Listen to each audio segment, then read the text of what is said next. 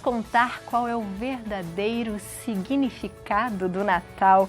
Padre, seja bem-vindo ao nosso Santa Receita. Que prazer enorme ter o senhor aqui com a gente. Eu estou muito feliz com a sua presença, porque a gente gosta muito de ouvi-lo e a gente sabe que o senhor tem muita coisa linda para falar para a gente. Seja bem-vindo. Muito obrigado, Biana. É um prazer estar aqui com você nesse dia tão especial para nós cristãos católicos, que é o Natal, né? E falar da solenidade do Natal é sempre um momento muito gratificante para todos nós. Ai, que bom. Então eu vou sentar para a gente conversar, é um prazer. Não é? Sente-se. Porque daí a gente senta aqui na nossa casa e já começa a conversar. Padre, Pois é. a gente fala que a gente quer, né, que Jesus nasça nos nossos corações, nessa época em especial. Como que a gente pode fazer com que Jesus nasça no nosso coração no Natal?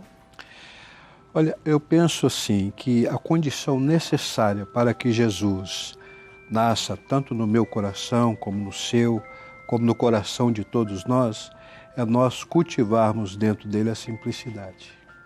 Onde há simplicidade, haverá sempre uma oportunidade do nascimento de Jesus no meio de nós.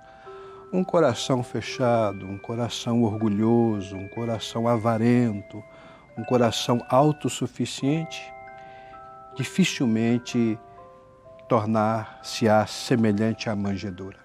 Com certeza. Qual é o significado do Natal?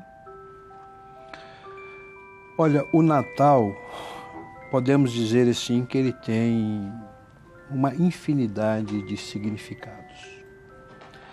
Mas o significado maior do Natal é o amor de Deus incondicional pela humanidade. No Natal, nós deparamos com a encarnação do Verbo, a segunda pessoa da Santíssima Trindade. Por amor a mim, por amor a você, por amor a toda a humanidade. Entende? No Natal, a sua importância passa exatamente pela iniciativa de Deus de nos salvar. Entende? Então, todas as vezes em que nós olhamos para o Natal, de todos os ângulos que nós podemos assim contemplá-lo, nós vamos ver o amor de Deus por mim, por você e por todos nós. Eu costumo dizer que o Natal é uma carta de amor que Deus escreveu para mim, para você, para todos nós. E ele se fez de um de nós para poder estar aqui nesse período, não é? Ao tornar-se pessoa, a pessoa de Deus quer exatamente dizer que todos nós temos uma oportunidade de ser melhores do que somos. Quando Deus se torna pessoa, Ele quer exatamente nos valorizar. É pena que nós vamos perdendo com o passar do tempo esse valor da humanidade. E aí nós vamos perdendo a humanidade e assim vamos distanciando de Deus, enquanto Deus quis se fazer humano no meio de nós. E aí, no comecinho do programa, né, eu falei que esse é o presente mais precioso, né, a troca de presentes mais preciosa entre o céu e a terra, né? Jesus está aqui e o Senhor falou que o que Ele espera da gente? O melhor. Então, que a gente também saiba dar esse presente para Deus, para Jesus, não só no Natal, não é, Padre? O Natal nós precisamos fazer com que ele aconteça todos os dias da nossa vida, sabe? Em todos os momentos, em todas as situações. Se fizermos isso, com certeza nós vamos nos sentir bem melhores, sabe?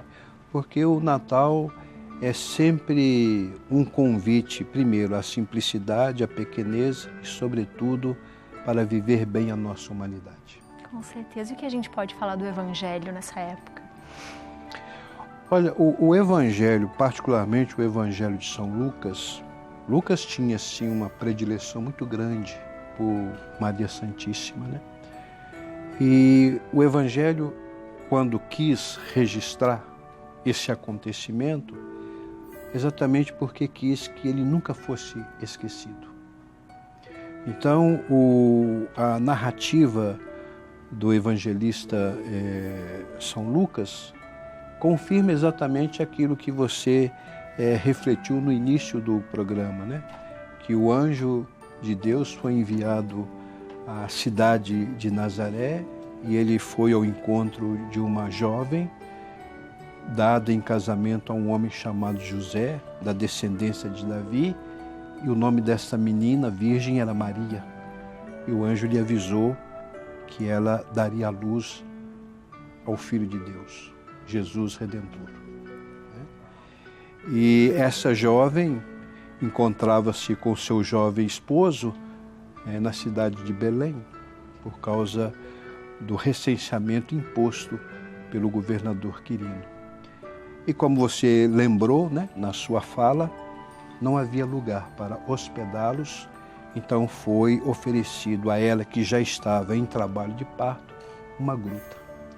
E foi exatamente nesta gruta, em uma manjedoura, ladeado por animais, que encontrava-se o menino Jesus, o Salvador. Então, no Natal, nós celebramos o nascimento do Senhor, do Salvador, do Messias e do Senhor. Jesus é Salvador porque redime, é Messias porque nos envia o Espírito Santo e é Senhor porque Ele pode tudo. Então, a pequena gruta de Belém é realmente assim uma chamada de atenção para todos nós que vivemos aí atrás do poder, da honra e da glória deste mundo. E Deus, ao contrário, abriu mão de tudo isso para se tornar pequeno, para se tornar simples, para se tornar pessoa no meio de nós. Essa é a beleza do Natal, né? Um Deus que abre mão da sua onisciência, da sua onipresença, para se tornar igual a mim, para se tornar igual a você, para se tornar igual a nós. Quer milagre maior do que esse? Quer amor maior do que esse? Agora, eu não sei por que ainda nós não aprendemos com o Natal e ainda cultivamos tanto orgulho, tanta arrogância, tanta autossuficiência ao longo de nossos dias. Eu ainda não sei por quê. Pois é. Porque a gente ainda insiste em errar se a gente tem todas as respostas, não é, Padre? Exatamente. Por isso que eu digo, o presépio é vivo. O presépio não pode ser visto como uma peça decorativa. O presépio fala, o presépio tem um ensinamento, o presépio tem uma pedagogia. A chave de leitura para compreender o presépio é o amor. O amor incondicional de Deus pela humanidade. Se Deus se tornou tão pequeno, tão simples, tão dependente, qual a razão do meu orgulho? Qual a razão da minha autossuficiência? Qual a razão para eu continuar achando que eu sou melhor do que este, melhor do que aquela e assim sucessivamente? O presépio puxa a minha orelha, puxa a sua, puxa a nossa. Diz assim, atenção, presta bem atenção. Como é que você está vivendo a sua vida? Porque o Rei dos Reis nasceu pobre, nasceu no meio dos pobres, nasceu simples e dependente. E foi solitário também, não é, Padre? No sentido de ter Maria, José e ao mesmo tempo, além de solitário, quando se pensa só nele, se depois nas visitas que ele foi recebendo, na igualdade das pessoas, né? Eu tenho os pastores, né? Eu tenho o anjo, eu estou ali no meio dos animais, essa simplicidade e ao mesmo tempo essa coisa de todos nós somos iguais, ele deixa muito claro isso. Veja que todas as cenas ao entorno da manjedoura, no mesmo momento em que Jesus se diminui, todo o seu entorno o eleva. Ou seja, quanto menor Jesus se torna, mais divino ele também se torna. Né? Então a gente vê uma lógica invertida do presépio. Né? Não é Deus, não é um menino que se tornou Deus, mas é o Deus que se tornou menino. E quanto mais humano, mais divino. Quanto mais divino, mais humano. Né? Então, todo o entorno de Jesus, né? Desde os animais que tem todo aquele respeito, né, dos animais para com a pessoa de Jesus. Tem os pastores que representam os pobres. Mais tarde vem os magos com toda a sua riqueza e colocando tudo diante daquela pobre manjedoura, né? Abrindo mão de tudo, quer dizer, diante dessa riqueza maior, O que vale o meu ouro, o que vale o meu incenso, o que vale a minha mirra? Não vale nada. Não vale nada. A riqueza maior estava ali naquela manjedoura, o Filho de Deus. Gostaria que o senhor contasse o conto pra gente. Pois não, vou contar então a história, né, de uma senhora, de uma mulher chamada Ana Cavalieri. Certa vez, no chamado Reino Napolitano, havia uma mulher piedosa, generosa e muito devota de todos os santos e santas, da Virgem Maria, principalmente do presépio. Ela um dia deu à luz a um menino e ela colocou o nome do seu filho de Afonso Maria de Ligório. E toda essa sua devoção, toda essa sua alegria e encantamento por Nossa Senhora, a serva de Deus, por José, o justo, e por Jesus na manjedoura, o Deus oblativo, ela foi transmitindo para o seu pequeno filho. Com o passar do tempo, quando ele se tornou adulto, tornou-se padre. E ele levou consigo todo o ensinamento de sua mãe. E ele cultivava uma ternura, uma alegria pelo presépio. Quando mais tarde ele fundou a Congregação Redentorista, Afonso nunca desmontou o presépio. Montou um presépio permanente. E todos os dias, sem faltar um, ele visitava o menino Jesus. Mas fazia isso com uma alegria gigantesca. Fazia isso com um amor sem medida. E todas as vezes em que ele olhava para o menino Jesus, ele não se continha e chorava muito. Ao ponto que um dia um outro companheiro seu perguntou: Afonso, por que todas as vezes em que você se aproxima do presépio, você chora tanto?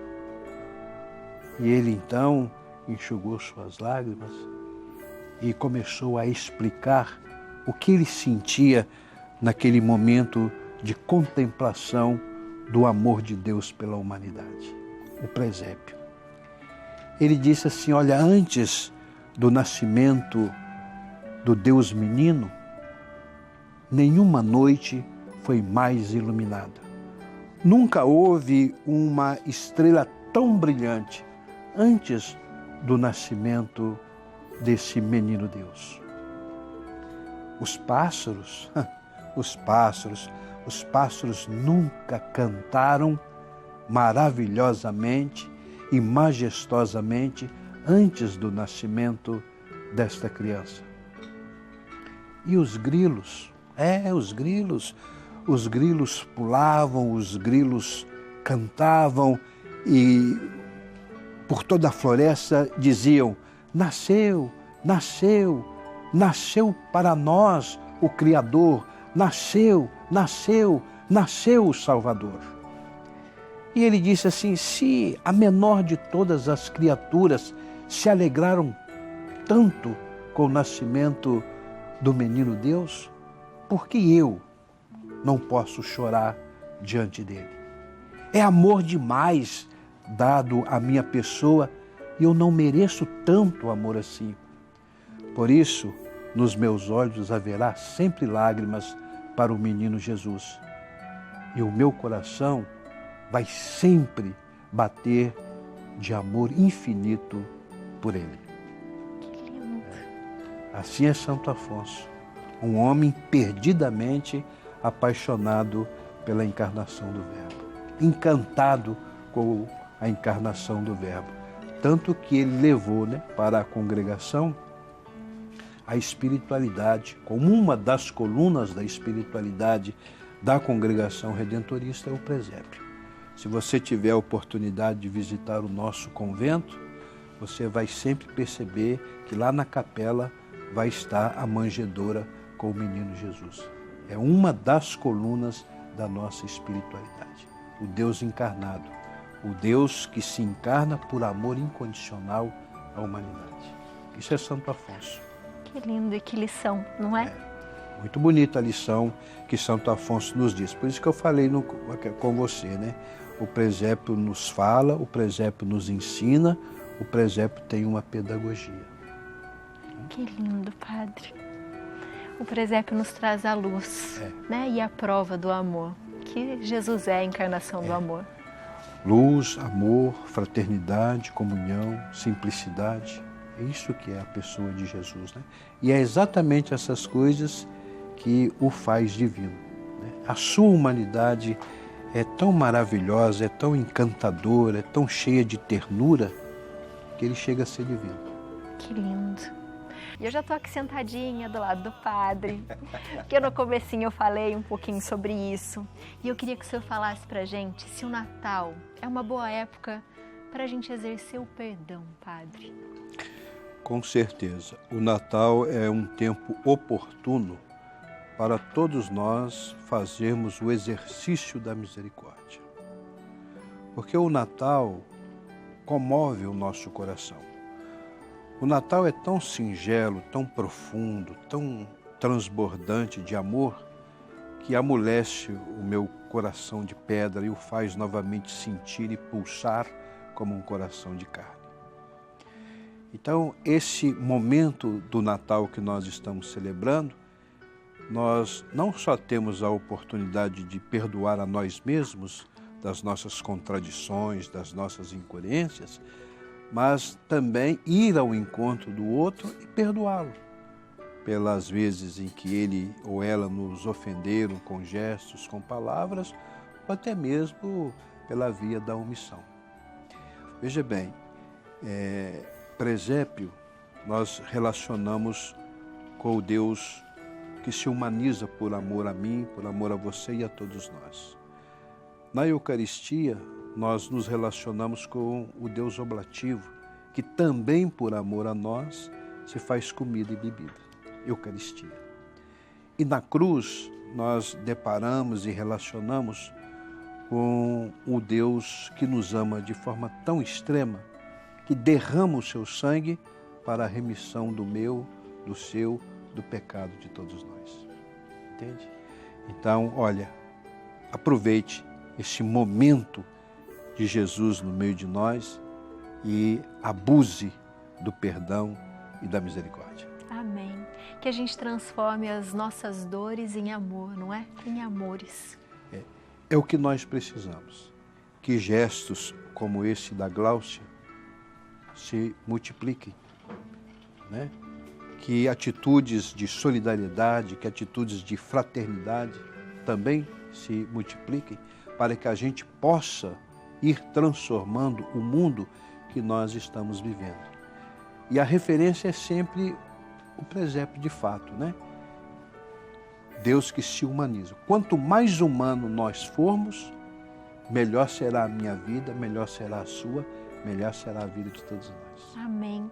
Padre, gratidão por ter feito parte do nosso programa tão especial hoje, compartilhando tanto amor com a gente, viu? Muito obrigada. Que o Senhor tenha um santo Natal. Amém. Foi muito, sim, gratificante passar esses momentos aqui nesse seu programa maravilhoso. Eu agradeço, né, tudo o que você tem feito e desejo a você, assim, com todo o meu coração, a você e a todos aqueles que nos auxiliam, né, nos mais variados meios de comunicação, um santo e feliz Natal. Amém. Muito obrigada. Amém. Com todo o meu amor e respeito. Amém. Volte sempre à nossa casa. Com muita alegria que eu voltarei.